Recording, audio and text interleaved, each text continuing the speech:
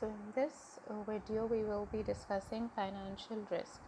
Financial risk is an increase in the stockholders' risk over and above the firm's basic business risk resulting from the use of financial leverage. If a firm uses debt financial leverage, this concentrates the business risk on common stockholders. So first thing, it is saying that financial risk is the risk associated with your taking on loan. It is different from your business risk. So if for example you have a mobile phone shop, the business risk is that there is no demand for your mobile phones or a new competitor enters into the market. But if you take on loan as well, then you will have an additional financial risk, which is that you have to pay the interest on time. If you are unable to do so, your business will go bankrupt, it will become insolvent. Point number 2 is that if a firm uses debt, this concentrates the business risk on common stockholders. Now, what does this mean? For this, let's assume that there is a business that has 10 common stockholders. So, if there are 10 common stockholders, it means each will provide 10%. Let's just assume 10% of the equity. So they are all investing equally. So each investor has 10% of these shares and there are 10 investors. That makes it 100%. So now each of these investors is bearing 10% of the business risk because he has 10% of the equity. If the business does not perform well, 10% of the shares are lost, right? So 10% lost in the sense that if the business goes bankrupt, then you will lose the value of the shares. Once the assets are sold off, you might get some percentage back or or nothing at all. So now this is one business. Now let's assume another business that, let's say, has 5% bondholders and 5 stockholders.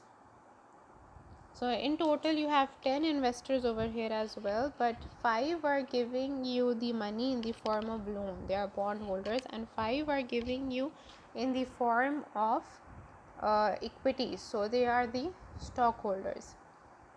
Now regardless of how the business performs, even if the business performs very bad, the interest payment will be paid on time. So the bondholders do not bear the business risk, because even if the demand for your product is less, still you have to pay them the same fixed interest, whereas your common stockholders will take no dividends in that case and will have to bear the loss.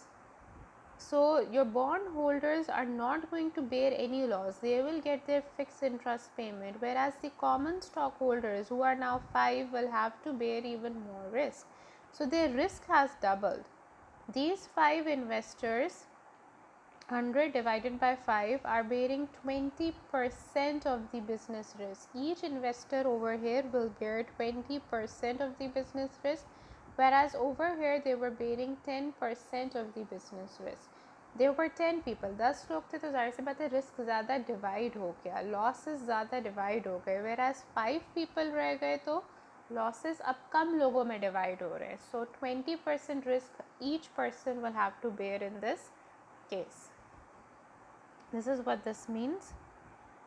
Now, determining the optimal capital structure is not that easy. Managers should set as the target capital structure the debt to equity mix that maximize the firm's stock price. A thing that is guiding, an objective that is guiding them, is that the optimal capital structure will be the one where the stock price is maximized. However, it is difficult to estimate how a given change in the capital structure will affect the stock price. Nobody can tell for sure that, okay, if a business is taking 10% more loan, what will be the exact impact on the stock market, on the stock price. Remember, the stock price market is very volatile and it is set through demand and supply. So every step taken by the company can have an impact on the stock price, but you can never be 100% sure what will happen. As it turns out, the capital structure that maximizes the stock price also minimizes the WACC. It is easier to determine the weighted average cost of capital. You have already studied this topic in detail and you know all the techniques that are there to estimate the weighted average cost of capital. So if you cannot predict the point where the stock price will be maximized, you can work where will the WACC be minimized. If you can figure out the point where your WACC will be minimized, then so you're trying to figure out the point where your WACC will be minimized, and it is easier to figure this out, but it is not that easy because an increase in the debt ratio increases the cost of both debt and equity. So it's very difficult to figure out even the impact of your capital structure on your cost of capital. Let's look at the equation in order to understand this. Your WACC equation is WDRD1 minus D plus WC and RS. So I'm just taking common stock and debt in my WACC formula to explain you this. So an increase in the debt ratio, which means if you take on more debt, if you're increasing the weight for debt, automatically your weight for common stock will reduce. Now, debt is considered to be a cheaper option compared to the more expensive equity. For equity, you need to give investors a higher rate of return because equity has more risk compared to your debt. So if you just look at this, if the proportion of the lower cost debt is increasing and the proportion of the higher cost equity is decreasing, you would expect the WACC to go down, right जब आप जो option सस्ता है उसको अब और ज़्यादा use कर रहे हो, यानी कि डेट को और ज़्यादा यूज़ कर रहे हो, और दूसरी तरफ से जो इक्विटी का ऑप्शन है जो कि ज़्यादा एक्सपेंसिव है, अगर आप उसको कम यूज़ कर रहे हो तो आपका ऑटोमेटिकली WACC कम हो जाना चाहिए. बट द प्रॉब्लम इज़ कि जब डेट रेशियो इंक्रीज़ होता है, cost of debt and equity दोनों इंक्रीज़ हो जाते हैं. So your RD will increase as well and your RS will increase as well. तो ये जो डाउनवर्ड है ये वापस ऊपर की तरफ चला जाएगा and you are not sure even के WACC पे भी क्या इम्पैक्ट आएगा. Why does your cost of debt and equity increase when there is an increase in the debt ratio? Think about two businesses. ठीक है, one business has 20% debt ratio, the other has 80% debt ratio. Which means one's business assets, 20% of the assets are on loan and the other business 80% of the assets are on loan. As an investor, which one would you consider to be more risky? As an investor, of course, the 80% option will be more risky. So in order to invest in the 80% leveraged company, you will require a higher rate of return. Only then you will be willing to take on the extra risk. Whereas if that is not the case and both are giving the same return, that you will go for the 20% company because that will have less financial risk. In the same way, your bond holders or your banks, if a company is already highly leveraged, उसने पहले ही बहुत ज़्यादा date लिया हुआ है, तो वो future में जब उसको और डेट देंगे तो वो ज़्यादा इंटरेस्ट उसके ऊपर चार्ज करेंगे. They will charge a higher interest rate because they are giving money to a highly leveraged company which will automatically have a lot of financial risk. इसी तरीके से कॉमन स्टॉक होल्डर्स के investors भी, if they are investing in a company जो कि highly leveraged है, उनको भी हायर रेट ऑफ रिटर्न चाहिए होगा. Higher rate of return for your common stock holders means के आपकी कॉस्ट ऑफ इक्विटी ज़्यादा हो जाएगी. सो जब डेट रेशियो इंक्रीज़ होता है तो साथ में ही कॉस्ट ऑफ डेट भी इंक्रीज़ हो जाती है, कॉस्ट ऑफ इक्विटी भी इंक्रीज़ हो जाती है. So the impact, the reducing impact on WACC might not actually happen. You are not even sure कि in short WACC पे भी क्या आपका impact आएगा. So it is very difficult to determine the optimal capital structure. You just have guidelines कि okay, on the optimal capital structure the stock price will be maximized and the WACC will be minimized. Let's look at a practice question. So Jackson Trucking Company is in the process of setting its target capital structure. The CFO believes that the optimal debt ratio is somewhere between 20 and 50%, and our staff has compiled the following projections for EPS and the stock price at various debt levels. So at a debt ratio of 20%, they are saying that they expect कि EPS 3.2 होगा and stock price 35 होगी. At a debt ratio of 30%, they expect कि EPS 3.45 and stock price 36.5 हो जाएगी. So इसी तरीके से they have projections for the remaining 2 percentages as well. Assuming that the firm uses only debt and common equity, what is Jackson's optimal capital structure? Okay, optimal capital structure is that point where your stock price is maximized. So stock price maximize हो रही है आपकी यहाँ पे. This is your optimal capital structure. The EPS is given to you just for confusion. Remember, earning per share maximize करना is not your goal. It's not your objective. Your objective is to maximize the stock price, and that point where you have maximized the stock price is the optimal capital structure. So that will be 30%.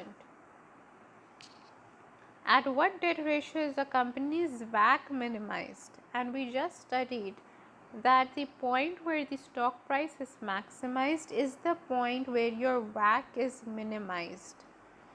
They both are the same point.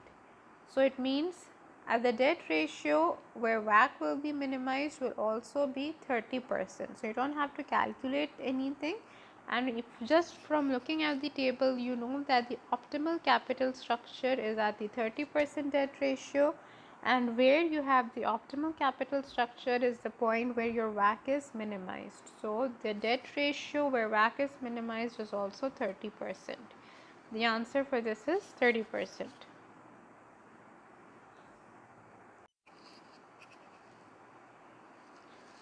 So how does your debt ratio, your leverage have an impact on your cost of debt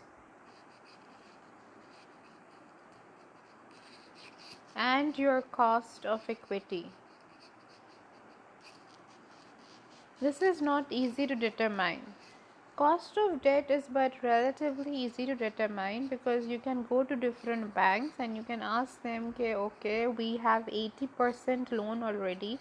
If you are going to give us more loan in the future, what would you charge as the interest rate? Or you can even do what if analysis, which means the company can project different based on different debt ratios, they can project different cash flows and see how risky different debt ratios will be and how it will have an impact on their cost of debt. So cost of debt is still estimable to some extent.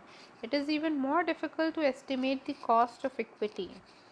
But we do have a formula that can help us in this regard, which is called the Hamada equation. So it is harder to quantify leverage effects on the cost of equity, but a theoretical formula can help measure the effect. So this is the formula where beta L stands for leveraged beta. यानी कि it is the beta of that business that has taken on loan. It is, again I'll repeat, the leverage beta is the beta of a company that has taken on loan. It's leveraged. Whereas beta U is unleveraged beta, which means it is of a company that has taken on no loan at all. So if a company has taken on no loan, 0% है उसका debt ratio, तो उसके पास beta U होगा, unleveraged beta होगा. T over here stands for the tax rate, and D over E is the debt to equity ratio.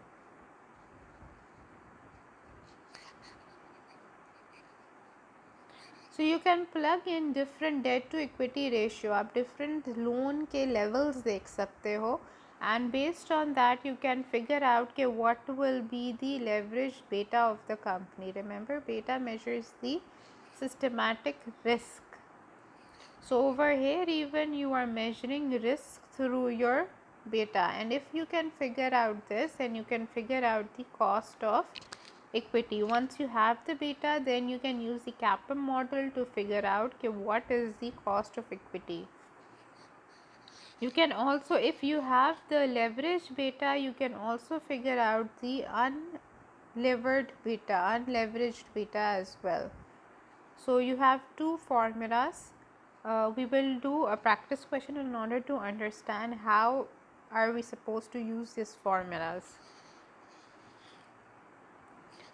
Harley Motors has 10 million in assets which were financed with 2 million of debt and 8 million in equity. Harley's beta is currently 1.2 and its tax rate is 40%. Use the Hamada equation to find Harley's unlevered beta. So you're supposed to find out beta. Yes, so let's look at the values that we have. We know that 10 million are in assets. 2 million are debt, so your debt is 2 million and equity is 8 million. Beta is 1.2, so they have debt and they're telling you that the beta of the company is 1.2. That means this is leverage beta. So business who has taken on loan has a beta of 1.2. Tax rate is 40%, so T is 40%. Use the Hamada equation. So the Hamada equation to find beta U is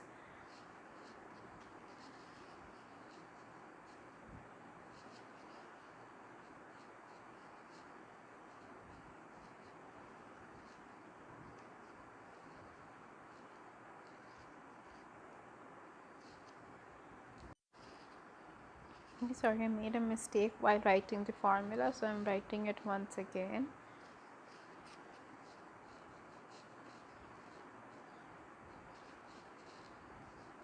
Okay, so this is the formula. Over here, the levered beta is 1.2.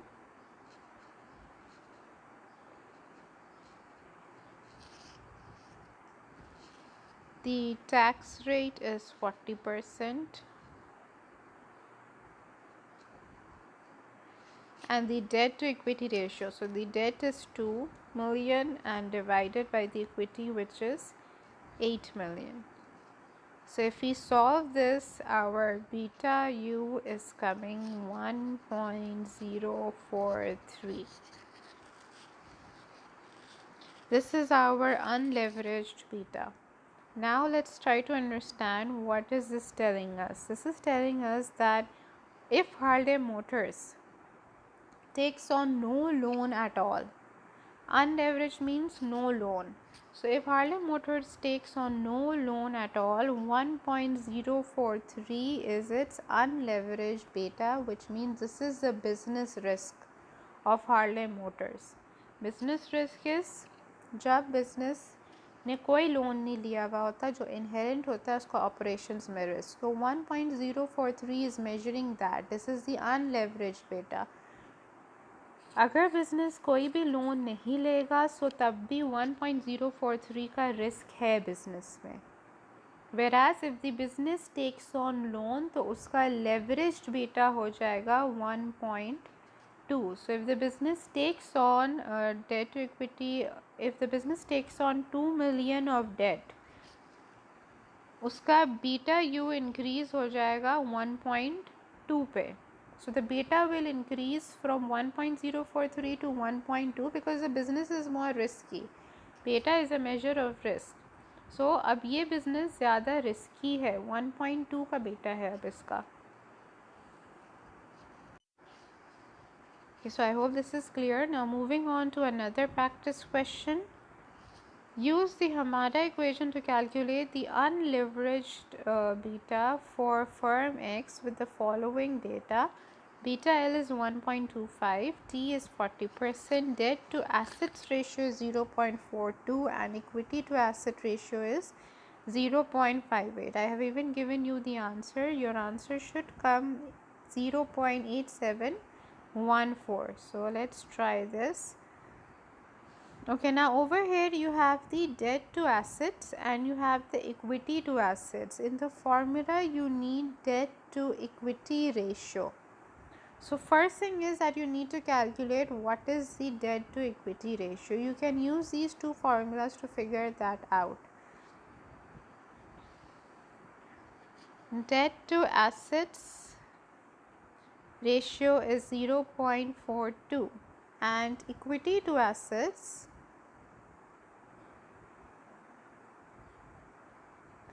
is 0.58. You want debt to equity, so you want debt in the numerator and equity in the denominator. Over here equity is in the numerator, so you can take it to the denominator. In order to do that, you will turn the formula around, you will take its reciprocal. So assets will come above and equity will come below. This is the same as taking a reciprocal, which means doing this. So once you flip it around, you are actually doing this. So assets is now in the numerator and equity is in the denominator. Now what you can do, debt over assets, multiply it by assets over equity. Assets and assets will get cancelled off and you will get your debt over equity ratio. That's why we took a reciprocal, because you wanted assets divided by equity. So now let's plug in the values. The debt to asset ratio was 0.42. Wait. Okay, so we are saying that the debt over assets multiplied by assets over equity, because assets and assets will get cancelled out, will give us the debt over equity ratio that we require in our formula. So the debt over here is, debt to assets over here is 0.42 multiplied by the equity over assets. We are taking it in the reciprocal form. So assets over equity, that means 1 over 0.58. If you solve this, you will get 0.724138. So this is your debt to equity ratio. Now you can use it in the formula. So let's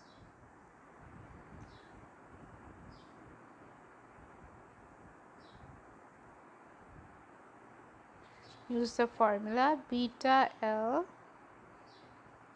1 plus 1 minus T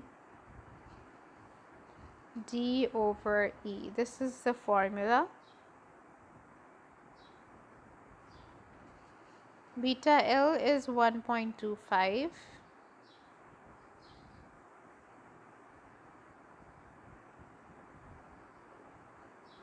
Tax rate is again 40%. Debt to equity ratio, you just calculated it. It is 0.724138. So if you solve this, you get beta u 0.8714, which is the answer that we wanted.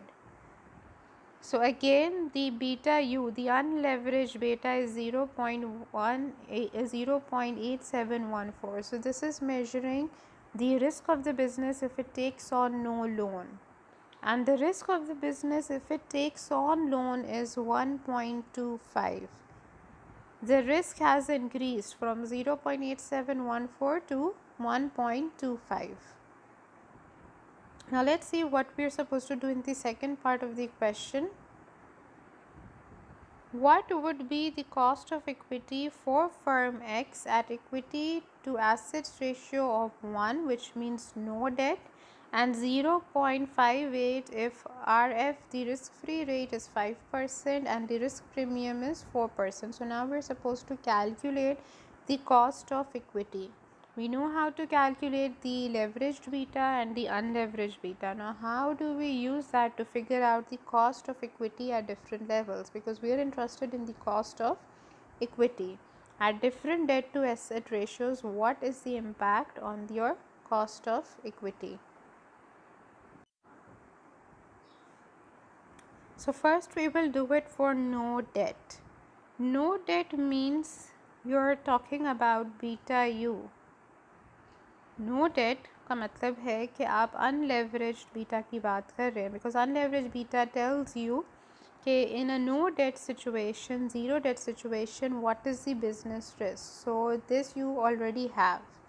If you look at your data, you just calculated it. 0.8714 is the unleveraged beta. आपने अभी पिछले part में ये calculate किया था, right? So first we will calculate the cost of equity for no debt. Let's use the CAPM equation for that, which is RI is equals to the risk-free rate plus beta,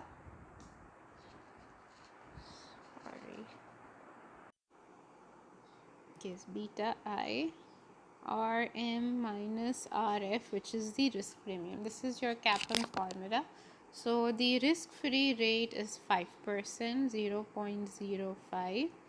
Beta that you will use is the unleveraged one, because you're calculating the cost of equity in the case of no debt. So that is 0.8714.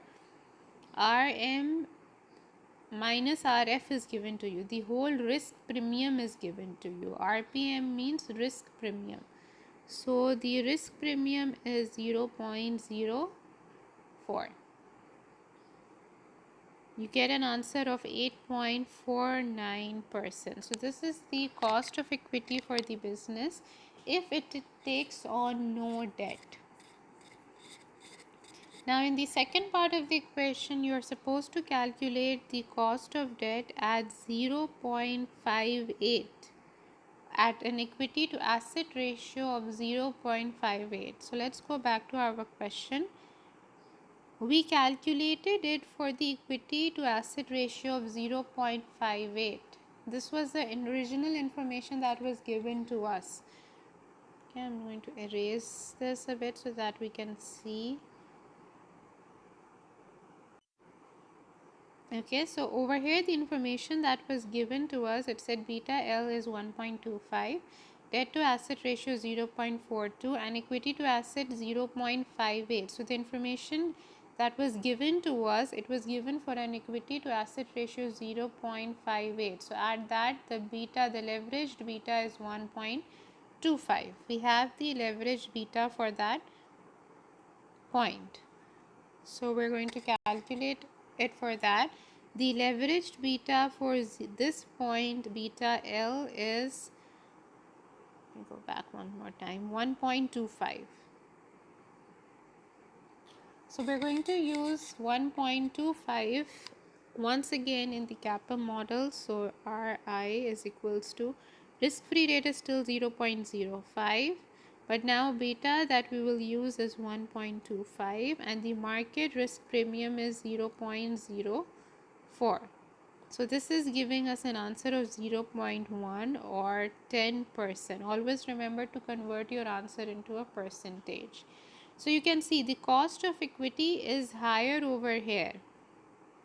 Once the business takes on 0.58, an equity to asset ratio of 0.58, you can see that the cost of equity has increased to 10%. So जहाँ पे debt बिल्कुल नहीं use कर रहे थे वहाँ पे beta भी कम था because risk कम था, and so cost of equity was less. But in the scenario once they started using debt, their beta increased to 1.25 and also their cost of equity increased to 10%. That's why whenever your leverage, your debt ratio will increase, it will also increase your cost of equity. Okay, so this is just the solution. Okay, so capital structure theory I will cover in the next video.